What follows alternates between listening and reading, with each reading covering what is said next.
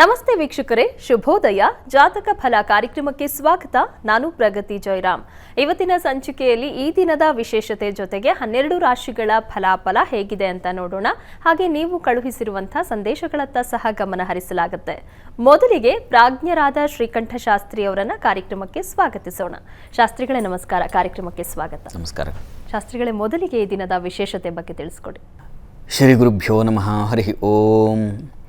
ಮೂರ್ತಿತ್ವೇ ಪರಿಕಲ್ಪಿತ ಶಶಿಭೃತೋ ವರ್ತ್ಮ ಪುನರ್ಜನ್ಮನಾಂ ಆತ್ಮೇತ್ಯಾತ್ಮವಿದಾಂ ಕ್ರತುಶ್ಚೇಜತಾಂ ಭರತ ಅಮರಜ್ಯೋತಿಷಾಂ ಲೋಕಾನಾಂ ಪ್ರಳಯೋದ್ಭವ ಸ್ಥಿತಿ ವಿಭುಶ್ಚಾನೇಕಧಾಯ ಶ್ರಿತೌ ವಾಚನ್ನ ಸದತಾತ್ವನೇಕ ಕಿರಣಃ ತ್ರೈಲೋಕ್ಯ ದೀಪೋರ್ವಿಹಿ. ಸಮಸ್ತ ವೀಕ್ಷಕರಿಗೆ ಶುಭೋದಯ, ಶುಭ ಬೆಳಗು. ಈ ದಿನದ ಸಂದೇಶಗಳನ್ನು ಪರಿಶೀಲಿಸೋಣ. ತತ್ಪೂರ್ವದಲ್ಲಿ ಹೊತ್ತಿನ ಪಂಚಾಂಗವನ್ನು ಗಮನಿಸಿಕೊಳ್ಳೋಣ. ಶ್ರೀ ಕ್ರೋಧಿನಾಮ ಸಂವತ್ಸರ, ಉತ್ತರಾಯಣ, ಗ್ರೀಷ್ಮ ಋತು, ಜ್ಯೇಷ್ಠ ಮಾಸ, ಶುಕ್ಲ ಪಕ್ಷವಾಗಿದೆ. ಈ ದಿವಸ ಶನಿವಾರವಾಗಿರತಕ್ಕಂಥದ್ದು. ದ್ವಿತೀಯ ತಿಥಿ, ಆರ್ದ್ರ ನಕ್ಷತ್ರ. ಈ ದಿವಸ ನಾವು ಗ್ರೀಷ್ಮ ಋತುವಿನ ಕಾಲದಲ್ಲಿ ನಾವಿದ್ದೇವೆ. ಗ್ರೀಷ್ಮ ಋತುವಿಗೆ ಅಧಿಪತಿ ರವಿ ಕುಜರು. ಹಾಗಾಗಿ ಆ ಋತುವಿನಲ್ಲಿ ಪ್ರಖರವಾದ ಧಗೆ ಉಂಟಾಗುತ್ತೆ. ಗ್ರೀಷ್ಮ ಅಂದರೆ ಬೆಂಕಿಯ ಜ್ವಾಲೆಗಳು.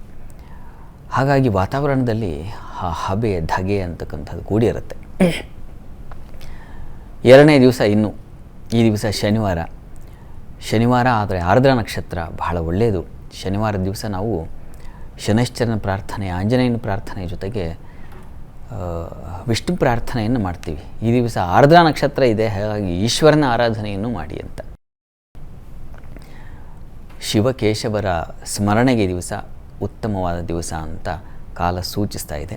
ಹೀಗಾಗಿ ದಿವಸ ಪರಶಿವನ ಸನ್ನಿಧಾನದಲ್ಲಿ ನೀವು ಒಂದು ಬಿಲ್ವಾರ್ಚನೆಯನ್ನು ಮಾಡಿಸಿ, ವಿಷ್ಣುವಿನ ಸನ್ನಿಧಾನದಲ್ಲಿ ತುಳಸಿ ಅರ್ಚನೆಯನ್ನು ಮಾಡಿಸಿ. ಅವೆರಡೂ ಕೂಡ ತುಂಬ ಫಲಪ್ರದವಾಗಿರುತ್ತೆ. ವಿಷ್ಣುವಿಗೆ ತುಳಸಿ ಅಂದರೆ ತುಂಬ ಇಷ್ಟ. ಹೀಗಾಗಿ ತುಳಸಿ ಅರ್ಚನೆ ಮಾಡಿದ್ರೆ ನಿಮ್ಮ ಸಂಕಲ್ಪಗಳು ಈಡೇರುತ್ತೆ. ಹೀಗಾಗಿ ಆ ರೀತಿಯಲ್ಲಿ ವಿಷ್ಣು ಸನ್ನಿಧಾನದಲ್ಲಿ ಒಂದು ವಿಶೇಷ ಪೂಜೆ ಸೇವೆ ಮಾಡಿಸಿ. ಪರಶಿವನಿಗೆ ಬಿಲ್ವ ಪತ್ರೆ ಇಷ್ಟ. 3 ದಳ ಇರತಕ್ಕಂತಹ ಬಿಲ್ವ ಪತ್ರೆಯನ್ನು ಒಂದು ಸಮರ್ಪಣೆ ಮಾಡಿದ್ರೂ ತ್ರಿಜನ್ಮ ಪಾಪ ಸಂಹಾರಂ ಅಂತ ಹೇಳುತ್ತೆ. 3 ಜನ್ಮಗಳ ಪಾಪವೇ ಹಾಳಾಗ್ಬಿಡುತ್ತೆ, ನಶಿಸಿ ಹೋಗ್ಬಿಡುತ್ತೆ ಅಂತ. ಅಂದರೆ ಅದರ ಉತ್ಕೃಷ್ಟತೆಯನ್ನು ಅದು ಸೂಚಿಸ್ತಾ ಇದೆ. ಹೀಗಾಗಿ ಈ ದಿವಸ ಬಿಲ್ವಾರ್ಚನೆ, ತುಳಸಿ ಅರ್ಚನೆಗಳಿಂದ ಮಹತ್ತರ ಫಲಗಳನ್ನು ನಾವು ಪಡಿಬಹುದು. ಪ್ರಯತ್ನ ಮಾಡಿ. ಒಳ್ಳೆಯದಾಗಲಿ.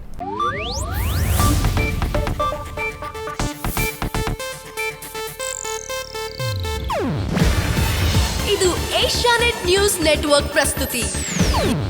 ನೀವು ನೋಡ್ತಿದ್ದೀರಾ ಏಷ್ಯಾನೆಟ್ ಸುವರ್ಣ ನ್ಯೂಸ್.